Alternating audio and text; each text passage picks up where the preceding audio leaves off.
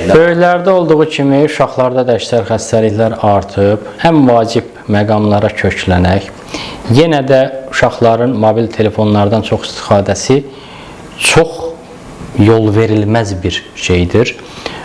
Baxın, uşaqlarda zob xəstəliyi keçmişdə demək olar rast gəlinmirdi.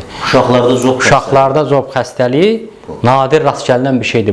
Bugünkü gündə endokrinoloq cərrahlar danışır bu barədə ki, bir ayda 3-4 uşağı zobdan əməliyyat edirik. Hətta o dərəcədə və alimlər araşdırmalara görə sübut ediblər ki, əsas səbəbi mobil telefonların şüasıdır. Qalxanvari vəziyi şüaya həssasdır. Uşaqlarda daha da həssas olduğuna görə uşaqlarda zob xəstəliyi misal üçün çox artıb. Demək, valideynlərimizdə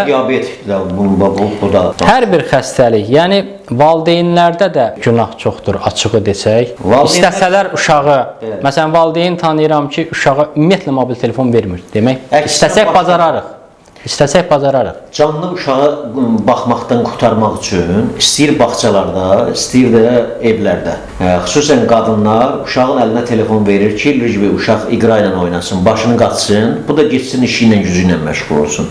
Yəni o biraz çətin məsələdir həqiqətən də. Bunu yığışdırmaq lazımdır, onu yaxşı dediniz. Çətindir, amma mümkündür və valideyn bilsə ki, uşağı telefon işlətməyə görə zob xəstəliyi tutacaq, bundan əməliyyat oluna bilər, vallah. Yəqin ki, onun tamamilə qarşısını alar.